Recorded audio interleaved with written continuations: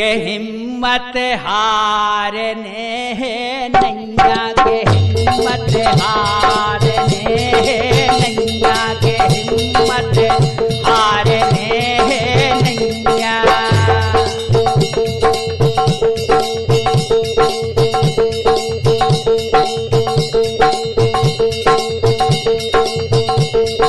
धीरज धरो न हिम्मत हारो करे पार गोसैया के हिम्मत हारने नैया के हिम्मत हारने नैया।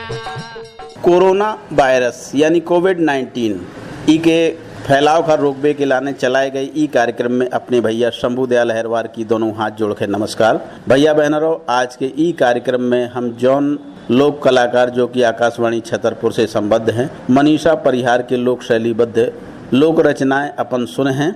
हर लोक रचना में कोरोना वायरस के संक्रमण का रोकबे के लाने कछु न कछु उपाय बताए गए हुए हैं। साथ ही कछु देखो भैया बहनन को दर्द भी झलकाओ गो है। तो ई सबई पे विचार करने हैं, अपनो बतकाव बीच बीच में हो गई कर है। कोरोना वायरस एक ऐसी वैश्विक महामारी को रूप ले चुको है जो दुनिया भर के लगभग हर देश में फैल चुको है और हर देश में जाने जा रही हैं। तो कोरोना वायरस के संक्रमण का रोकबे के लाने अपन सभी को दायित्व बनत है कि अपन व्यक्तिगत साफ सफाई पर ध्यान रखें। जो कछु दिशा निर्देश संचार मीडिया प्रशासन और सरकारें दें उनको पालन अपन का जरूर करने हैं। ले कार्यक्रम के शुरू में सबसे पहले सुनो मनीषा परिहार और उनके संगी साथियन की गाई जा लोक शैलीबद्ध लोक रचना। वे का कछु कह रही हैं ई के संक्रमण का रोकबे के लाने ले सुनो और गुनो।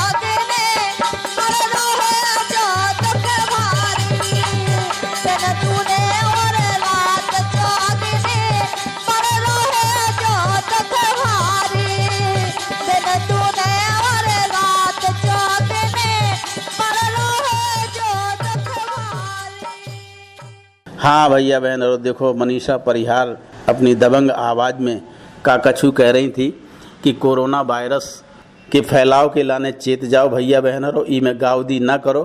अबे भी हम देखत हैं कि बाजार में भैया बहन भीड़ भड़कत वाली जगह इकट्ठे हैं, मास्क नहीं बांधे हैं, एते होते पिच पिच थूक रहे हैं। देखो जा कोनो सभ्य नागरिक की निशानी नहीं है भैया बहन। और हम बार बार अपन का कहा कि घर से जब भी बाहर निकलो तो मास्क जरूर लगाओ, मास्क लगाए ही रहो, ऐसो नहीं कि थोड़ी देर लगाओ ई के बाद उतार लो। कोनो भैया बहन से मुंह में मुंह लगा के बतकाव कर रहे तो देखो इसे कोरोना वायरस फैलत है। कोरोना वायरस अपने तरह तरह के रूप बदल रहा है। कोनो जरूरी नहीं है कि भैया बहनन का जब छींक आवे खांसी आवे तब ही समझो कि ये कोरोना वायरस से संक्रमित है। कोरोना वायरस जे कोनो लक्षण भी प्रकट नहीं होत और कोरोना वायरस से संक्रमित भैया बहन होत तो भैया बहन हरो जो मान के चलो कि अबे संसारी में ज़्यादातर भैया बहन कोरोना वायरस से संक्रमित है। उनके संक्रमण का फैलाव का रोको, ना खुद बीमार पड़ो ना अपने घर परिवार वालन का बीमार होवे के लाने ऐसे काम करो। तो भैया बहन हरो मास्क जरूर लगाओ, मास्क का जरूर लगाए रहने हैं। मास्क भार नहीं है, मास्क का भार ना समझो, जो आपकी जान का बचावे के लाने एक तरह से सुरक्षा तंत्र है।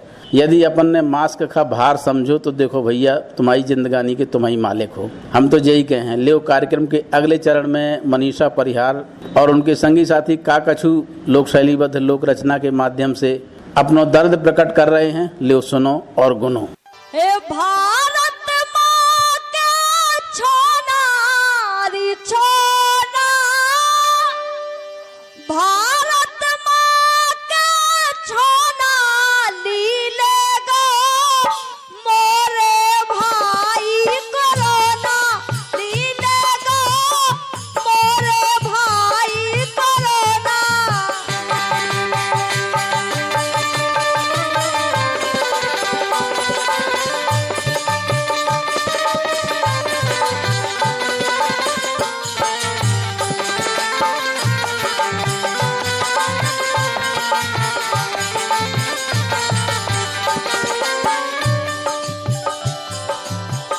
पेला हमने जान न पाई, पेला हमने जान न पाई, दुश्मन ने दुश्मनी भजाई, दुश्मन ने दुश्मनी भजाई।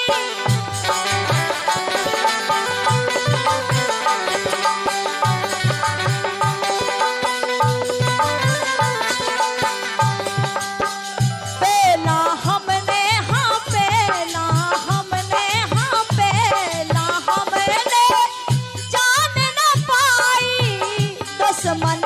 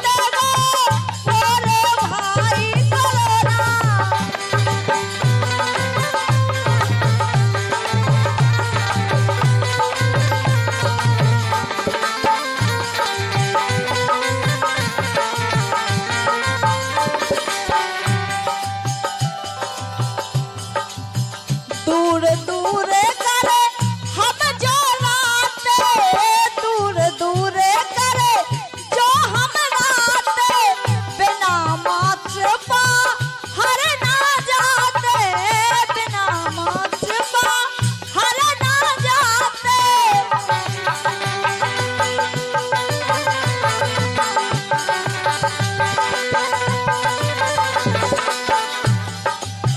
दूर दूर गले, दूर दूर गले, दूर दूर करे हम जो राते, बिना मात्र पा हर ना जाते।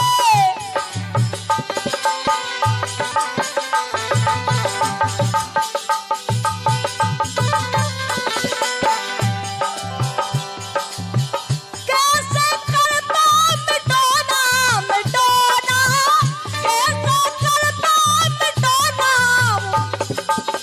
कैसे करता मिटोना, लीले गो मोरे भाई करोना, लीले गो मोरे भाई करोना।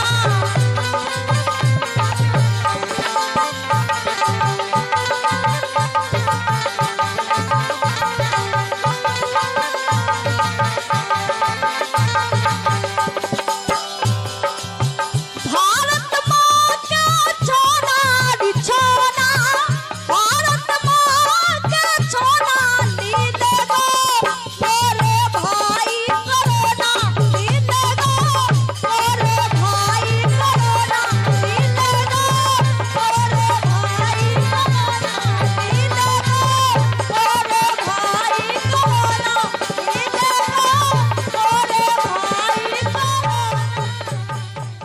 हाँ भैया बहन और देखो, अब अपन ने मनीषा परिहार और संगी साथियन की गाई या लोक शैलीबद्ध लोक रचना सुनी। दर्द भी सुनो। थोड़ी सी लापरवाही जो है जानलेवा हो सकत। अपन खा कोरोना वायरस का हराने हैं। कोरोना वायरस का तभी हराओ जा सकत जब अपन दिए गए दिशा निर्देशन को पालन करें। और दिशा निर्देश कछु ऐसे नहीं है जो बहुत भारी भरकम हो, अपन उनका पालन ना कर सकें। लेकिन भैया बहनन की क्या कहें, आज भी हम जब बाजार में जात तो भैया बहन ना तो मास्क लगाए और एते उते पिच थूक रहे हैं। कछु भैया बहन आदत ही होत बे शौकिया तौर पे एते उते थूकत रात। देखो इसे बहुत ज़्यादा वायरस को संक्रमण फैल है। मान जाओ भैया बहन हराओ, हाथ जोड़ के विनती है हमारी कि अपन खा थूका थाकी एकदम बंद कर देने हैं। जा आदत बहुत ही गंदी आदत है भैया बहन। अपनों संक्रमण दूसरे का फैलाऊत और दूसरे को संक्रमण खुद ही लेत, यदि ना वो मास्क लगाऊत ना वो थूका थाकी बंद करत। ले कार्यक्रम के अगले चरण में मनीषा परिहार अपनी दबंग गायन शैली में का कछु संदेशों देवे की कोशिश कर रही हैं। ले सुनो और गुनो। एक बात हम जरूर कहें कि भैया बहन हरो, जो खाली मनोरंजन को कार्यक्रम नहीं है, जो एक तरह से संदेश को कार्यक्रम है। हम अपन खा चेता रहे कि कोरोना वायरस जो है जब वैश्विक महामारी बहुत ही एक भैया बहन से दूसरे भैया बहन में तुरंत ही फैलत, तो भैया बहन हरो मान जाओ, जो कुछ कहो जाओ उसको पालन करो। हम हाथ जोड़ के यही विनती कर रहे। ले सुनो जो लोक शैलीबद्ध लोक रचना गा रही हैं मनीषा परिहार और उनके संगी साथी। देसन देसन है बीमारी, देसन देसन है बीमारी,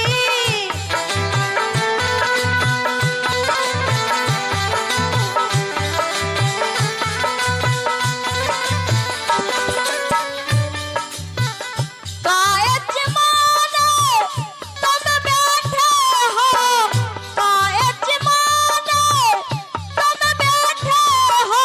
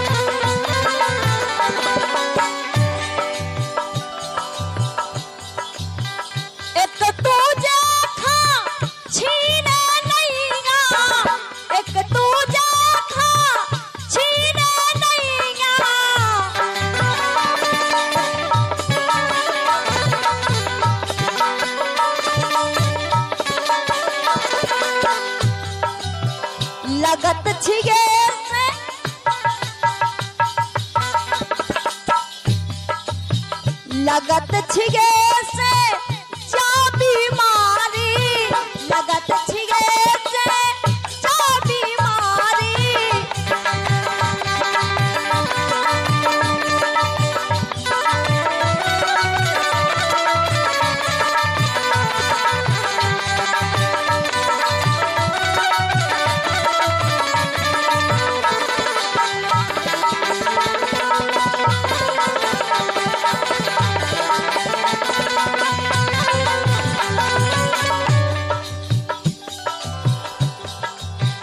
चीन देश की काट छुकई गे, चीन देश की काट छुकई गे।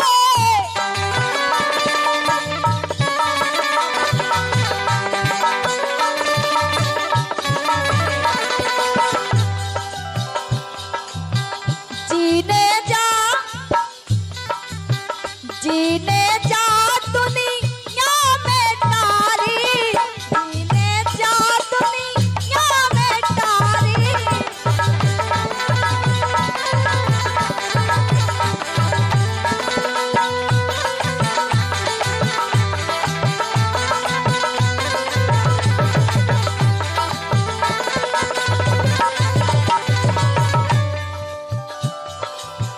आखन सेना का बहुत खावे, आखन सेना का बहुत खावे।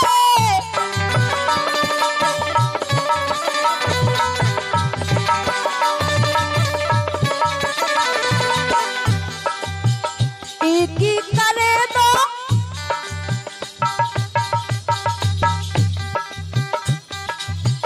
इकी करे दो पुइया कारी, इकी करे दो पुइया कारी।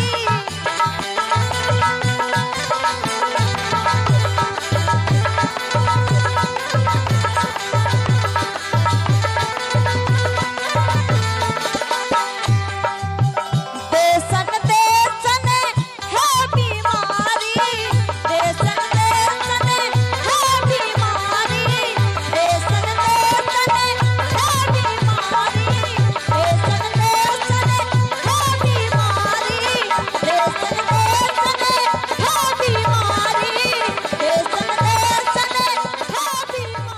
हाँ भैया बहन रो देखो का कछु चेता रही थी मनीषा परिहार, अपन ने खुद ही सुनो। एक बात जो हम सभी भैया बहनन के कहें कि कछु भैया बहन देखो अनावश्यक रेल यात्राएं या बस में यात्रा करत, तो अनावश्यक रेल यात्रा, बस यात्रा या कोनो भी तरह की यात्रा का टालने हैं। खास तौर से जब ऐसो वैश्विक महामारी को युग चल रहा है तो ज़्यादा से ज़्यादा यदि कोनो काम नहीं है तो अपने घर में ही सिमटे रहो। यदि बाहर निकलो, ऑफिस के लाने निकलने हैं तो पूरी 2 मीटर की दूरी बहुत ही जरूरी को पालन करो, सोशल डिस्टेंस को पालन करो, मास्क हमेशा लगाए रहो। बार बार हम वही कह रहे हैं, जो कछु उपाय बचे हैं वही हम अपन का बार बार चेता रहे हैं। ये बीमारी से बचने के लाने जो कछु जरूरी है वही हम बताएं तो उनको पालन करने हैं।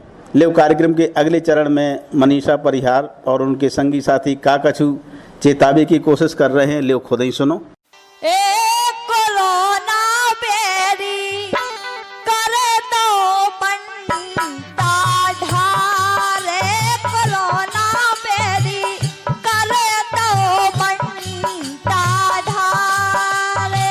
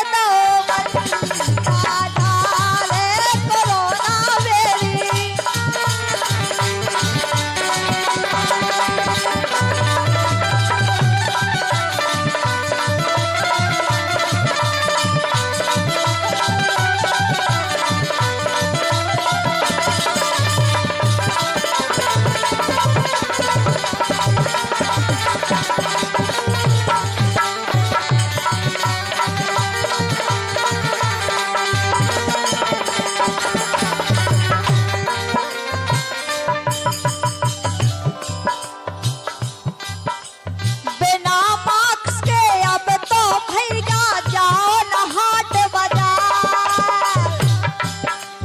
बिना मास्क के अब तो भैया जाओ न हाट बाजार। अरे दूरी सबई बना के राखो, दूरी सबई बना के राखो, बने रहो।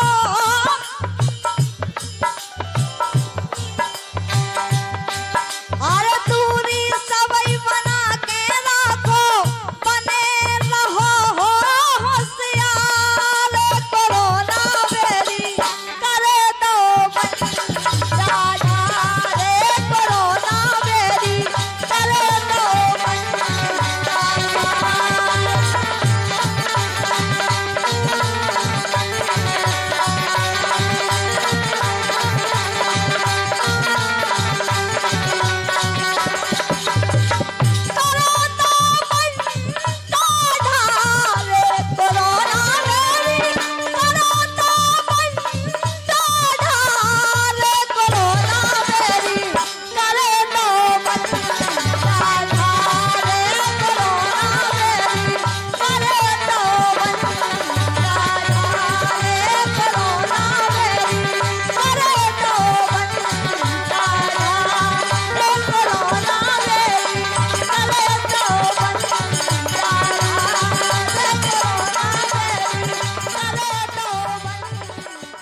हाँ भैया बहन और देखो, अब अपन ने मनीषा परिहार की गाई जा लोक शैलीबद्ध लोक रचना सुनी।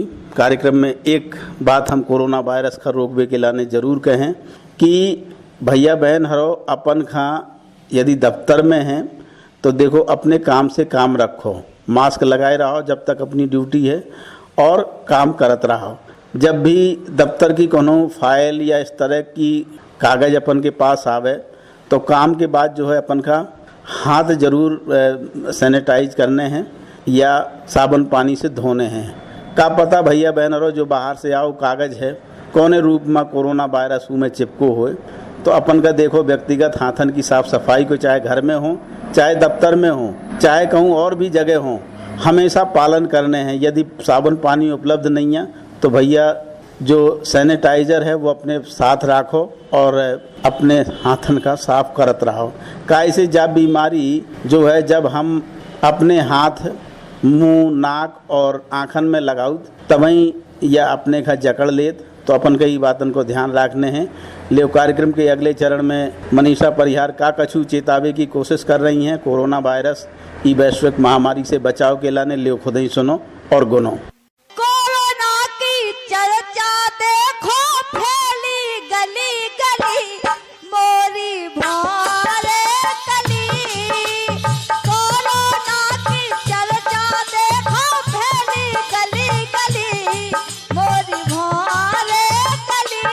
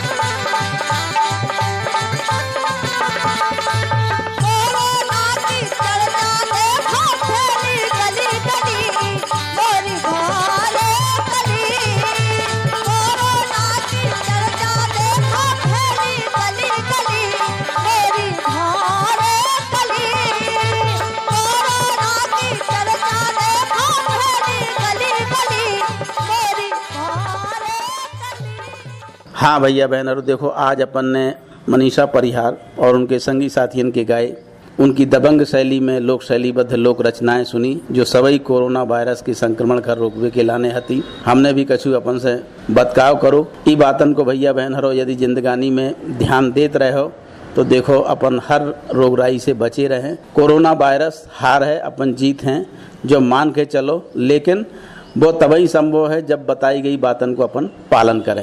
यही के संगे ई कार्यक्रम से अपने भैया शंभू दयाल अहिरवार को आज्ञा दो। नमस्कार।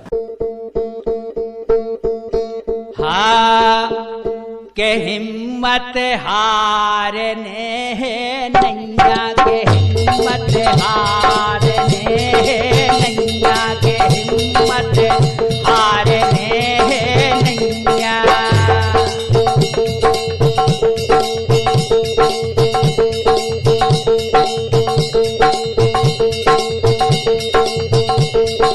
धीरज धरो न हिम्मत हार